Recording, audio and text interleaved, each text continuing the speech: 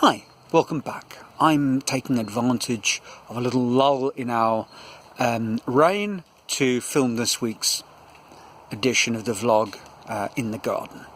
So here we are. The sound you hear is a little pitter-patter of raindrops falling off the leaves. Very, very nice and welcome. I'm continuing looking at Zen Guitar and how I'm going to sort of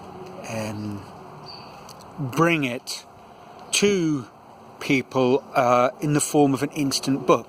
The book itself falls very neatly into chapters that can translate into a sort of a page per chapter. The first page of the instant book will be a title, a cover sheet, and then the next 7 pages naturally follow the chapters in the book. And the book begins with an introduction, welcome to the dojo, and then it kind of goes through the belts, sort of working your way up, white belt, white through black, black belt, and then down again, black to white, back to white belt again, and my final chapter will be simply entitled The Way. It's not really a chapter in his book, but it's sort of a wrapping up of the ideas that I've learnt, the message that I got from the book Zen Guitar. But this week I thought I'd discuss a little bit of chapter 1, Welcome to the Dojo. Dojos, as I'm sure you're aware, are gymnasiums or workshop studios where martial arts are practiced.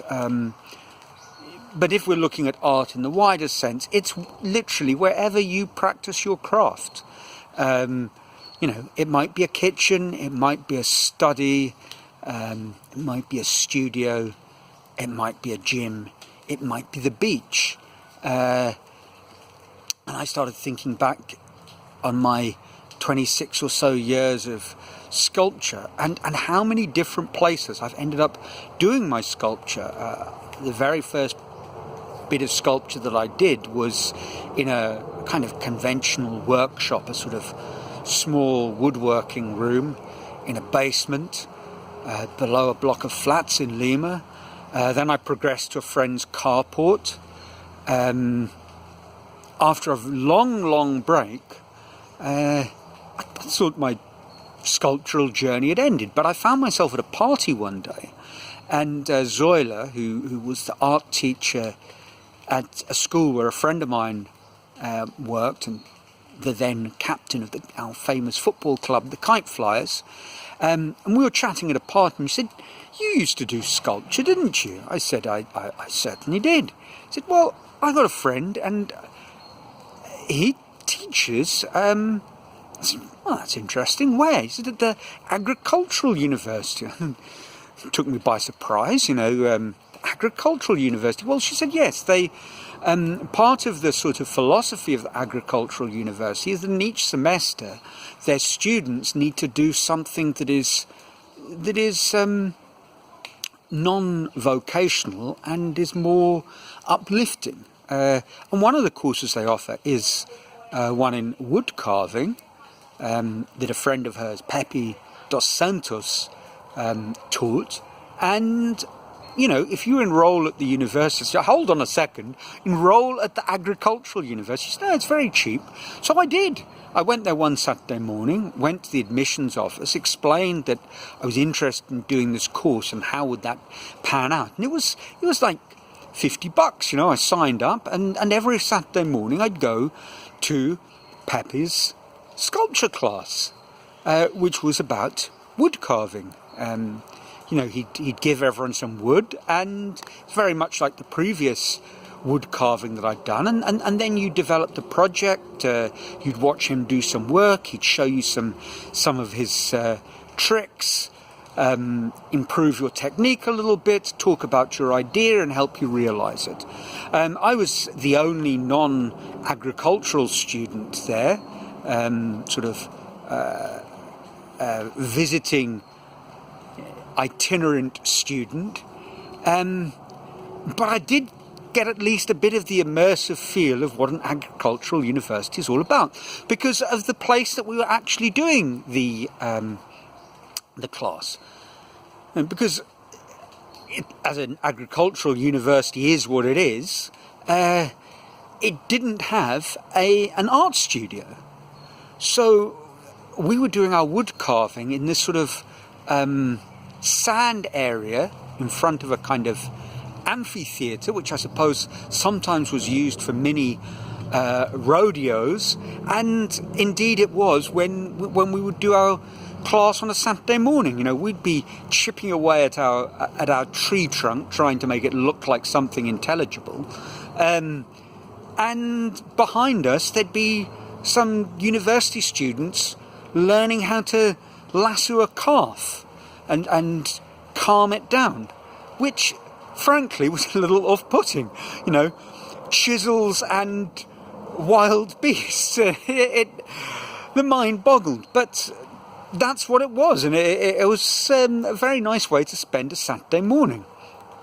And a good reason for me to get an early night on the Friday night, or an earlier night, rather than my normal Friday night practice, which had been quite self-destructive, beginning usually about 4 o'clock in the afternoon and ending more or less 12 hours later, wherever I might have landed up, in whatever state.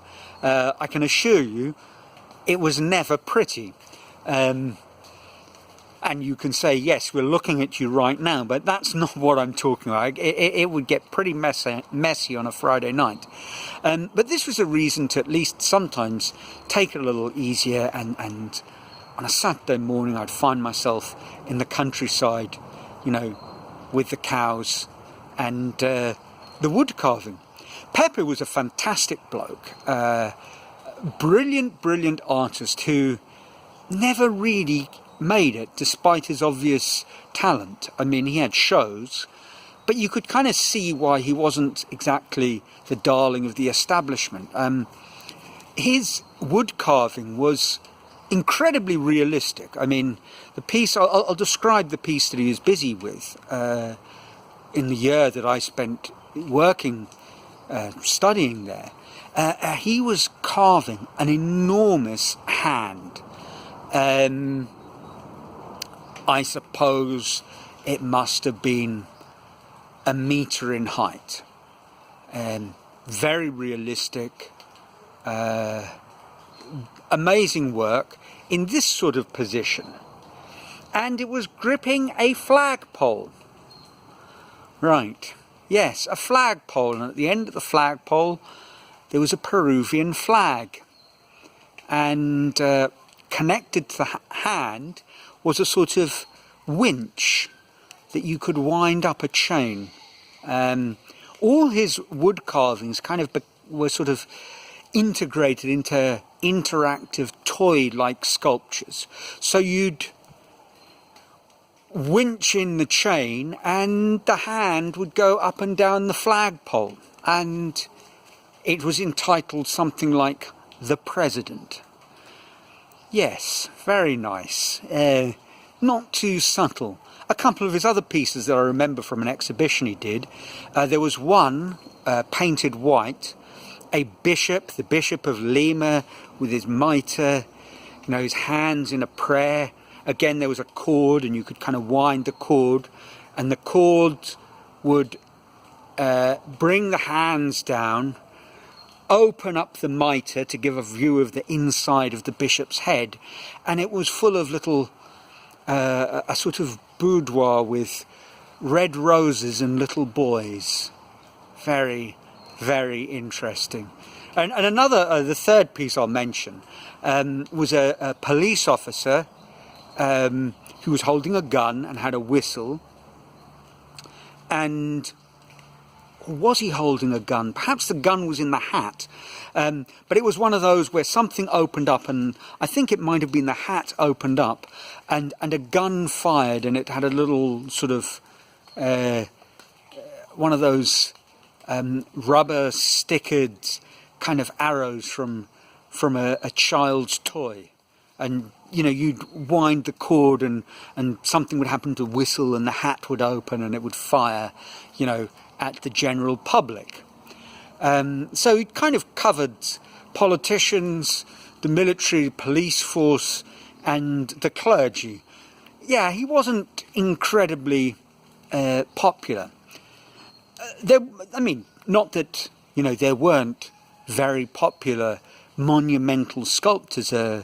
In Lima, there's a chap, Victor Delphine, and he did a sort of social realism, socialist realist style sculpture of people in a kiss, embrace kissing, which was enormous sculpture, probably, 10 meters, maybe more, and was on the cliff tops in Miraflores, on the sort of promenade, in a little park where workers, on their brief moment of peace away from the masters and madams, would sneak away to the park to meet their loved one, who'd also managed to sneak off from work.